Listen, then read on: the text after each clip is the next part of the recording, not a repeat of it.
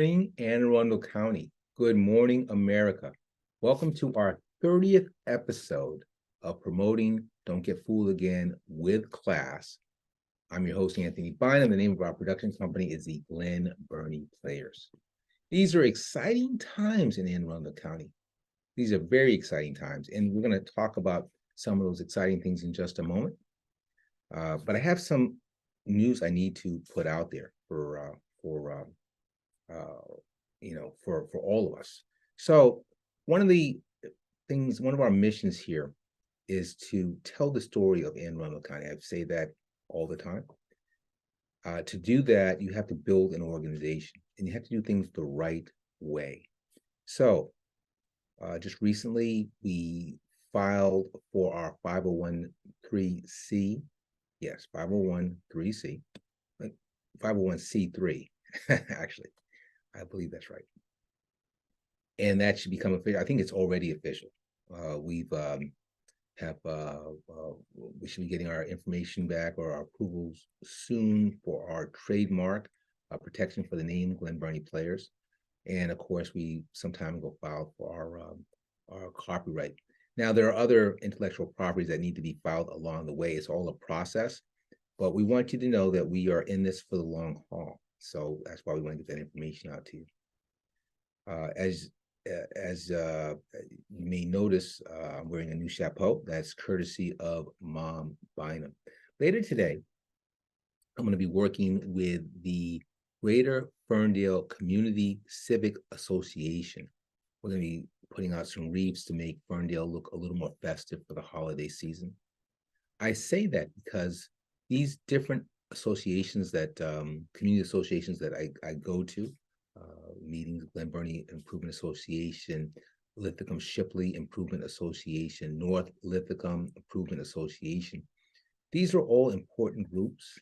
It's what I call a new kind of patriotism, right? We all love our country to varying degrees, but it's important, I believe, to love where you live because it's where you live. It's where you go home every day, the roof over your head, wherever that is, whatever your situation is. That's important.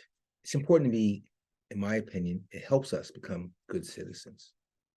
So let's move on with today's show.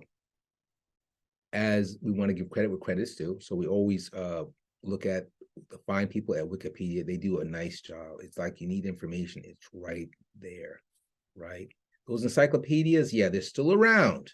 And sometimes it's good to let your fingers do the walking, but sometimes it's more convenient to look into Wikipedia or some of these other great sites. There's another one too for the last part of our segment today. It's called the Warrior Mentality Fearless Motivation.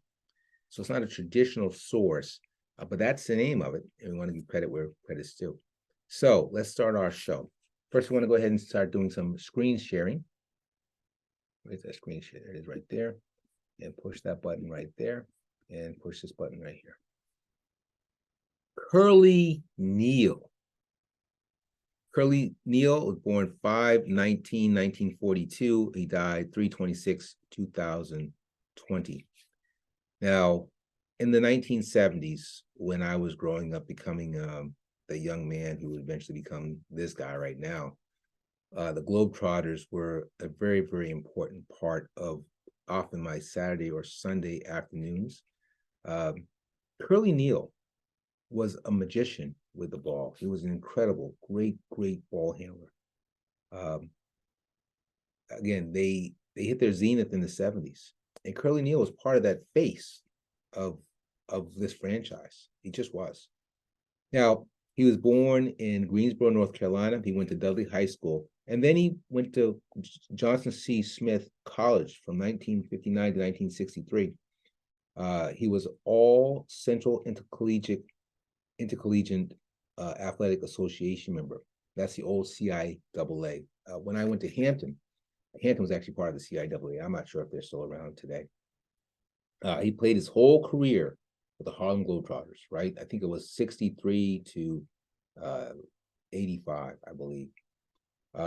That's 6,000 games, not 600 games, 6,000 games. That's 97 countries. He had the shaved head. He could dribble.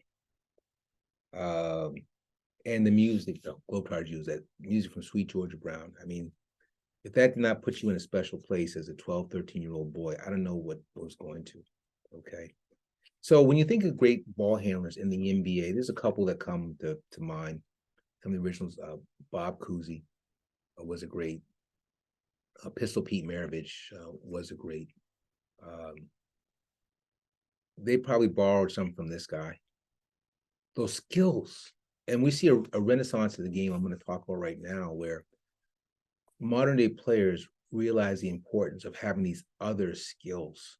Okay. Yes, the Harlem Globetrotters, they had their shtick, and there were funny routines. That's true. We got a kick out of the referee who was always trying to tell the guys they couldn't do this, they couldn't do that. Yeah, that was shtick. But they had great skills. I mean, Meadowlark Lemon could shoot a hook shot from half court. Incredible, incredible skills. The timing. Remember the Princeton offense of the 19 I think it was Pete Carell was in the early 90s, I think. That backdoor offense where enough passes and it always led to a layup. These are skill sets. These are skill sets. Well, let me go on here, continue. Now, at some point, as I was saying, modern day players have figured it out, right? These skill sets are important. I think we think of Steph Curry because he's an incredible shooter. He's so fluid out there. Damian Lillard's another guy who can drill from deep. Now you have lots and lots of players who embrace that because the game is opened up. It's very fast, and they're using much more of the court. Well, again, Goose Tatum, Meadowlark Lemon, Curly Neal, those are the guys. They were the face. And they were ambassadors too. They were ambassadors of the game because they made everybody feel good. Remember, I think it was a couple weeks ago, I might have mentioned this or I saw it in one of these little YouTube documentaries. Bill Walton said of Julius Erving, his greatest gift is that he could make people happy. The Harlem Globetrotters made people, and they're still around, make people happy. And that's about the best place to end, I believe. So we're going to, first, before we stop sharing, I'm going to need to move this forward to prepare for the next thing. There it is right there. I'm going to stop sharing. Every week, we want to talk about something of consequence, something important about Arundel County. This week, we've been looking at infrastructure recently. This week, we're going to take a quick look at the University of Maryland, Baltimore, Washington Medical Center. Now we're going to go to the screen share. And there it is right there. Now, the hospital actually opened in 1965 as the North Arundel Hospital. It opened with 3 floors to be a full-service hospital. In 2000, they joined the University of Maryland Medical System. In 2005, the name change was official. Now, it's a full-service hospital. It has 272 beds, an ER department, a diabetes center, and a wound healing center, just to name a couple of the 8 major systems they have there. I guess that's the best term, department systems. I'm not sure what term best to use there. In 2006, one of the industry organizations, they call themselves Solvacent, they named them one of the top 100 hospitals in the country. So it's right here in Arundel County. And you can see from the pictures, there's a lot of it. Okay, so we're going to stop sharing. Stop sharing. There we go. Perfect. Okay.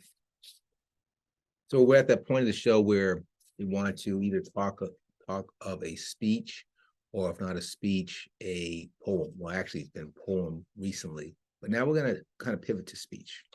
So I was looking for some sort of motivational speaking, some sort of motivational speech. And I found something. It actually goes by the name Warrior Mentality, Fearless Motivation. That's the name. So, I'm just reading it as it is here, right? But you want to give credit where credit's due. So I was looking for something as a motivating factor, right? So whether you are going to battle with the Romans 1,000 years ago, or today, you go to Roman State University. I don't know if there's Roman State University. It's okay to get pumped up. In fact, I remember this. I think it was 1993, I think. Michigan was in the finals. Michigan was in the finals in the college basketball tournament, NCAA tournament. They had Glenn Rice back in those days. And I think they played Seton Hall, and they were coached by Pete Carlamissimo. I'll get that right and pronounce that next episode. But PJ Carlamissimo. I'm sorry. Anyway, so important game, and Michigan's going to win this thing. They got to win this thing. So what do? But the Michigan coach, he pulls Bo Schembechler, the great Michigan football coach, out and has him pump the team up before the game. It really wasn't right. But Michigan was like, we got to win this one. And they did. I think it went to overtime, but they did win that game. So here's the speech. I am ready. I will act now. I will fight for what is right. I will fight with everything I have inside me.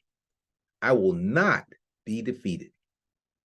This is the warrior mentality. So that should get you pumped up, right? Well, this has been a lot of fun. Thank you for being with us on our 30th episode. For everyone here at the Glen Burnie Players, again, my name is Anthony Bynum. Until next time, bye-bye.